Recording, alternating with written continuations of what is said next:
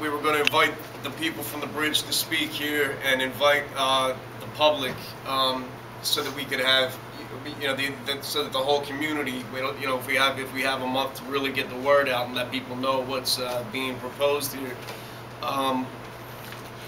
For right now, I mean, we're up in the air. For the last 2.5 years or so, we've been fighting all types of, there's an overflow of rehabilitation centers, substance abuse programs, and their offshoots, mental health facilities, and things of that nature coming to Frankford. The 19124 area code, and also Juniata. It seems like this has become the popular dumping ground for this industry. And we know walking up and down the Ave. I mean, everybody knows we see people. We see people with methadone.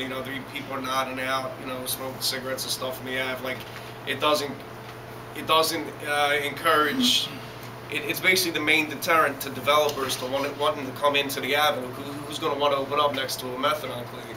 My concern with this is, since we've been fighting this facility does outpatient.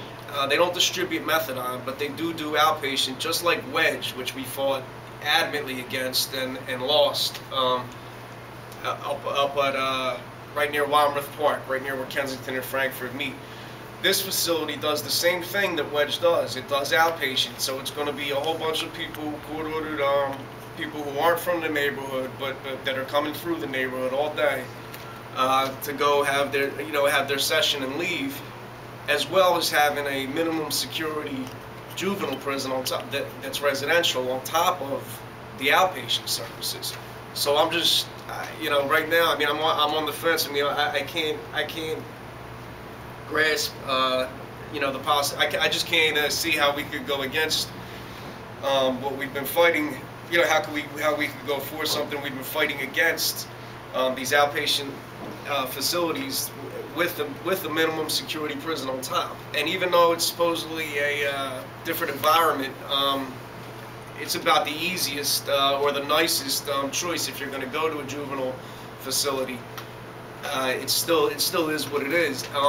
You're going to move up on Pine Road. There's nothing but woods. So yeah, it's a great place to go and get rehabilitated. There's no one coming up, handing drugs through the fence, or throwing them into part of the yard that's not covered by security. And here, this is going to be 3 blocks away from, church, from a couple of the biggest corners around, biggest drug corners around.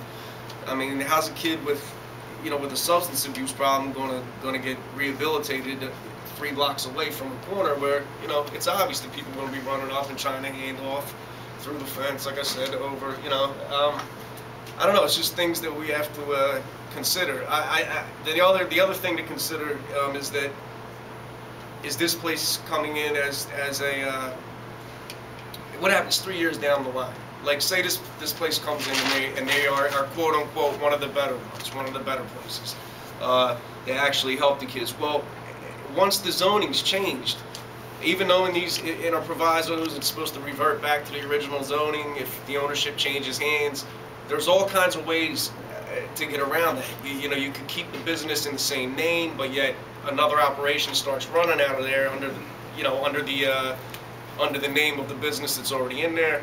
So it's not like these neighborhood contracts and provisos can be enforced very easily.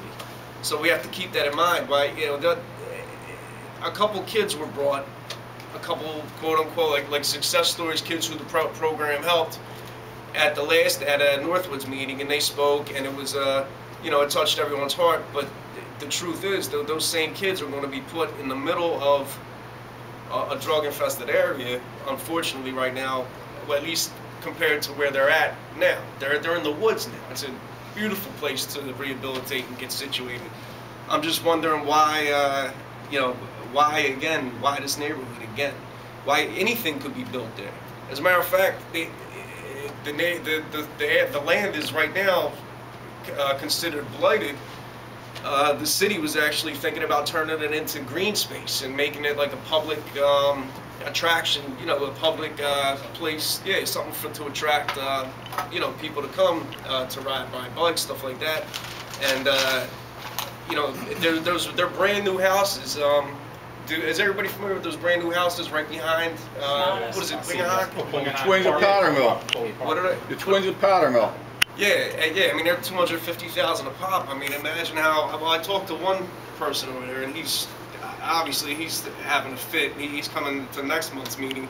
But again, I said, well, look, you have to look at, you know, both the good and the bad. I mean, you know, I'm thinking that it has to be a big turnout next month. You got to tell everybody, please tell your neighbors, and we really got to hear them speak, and then we really got to see, you know, what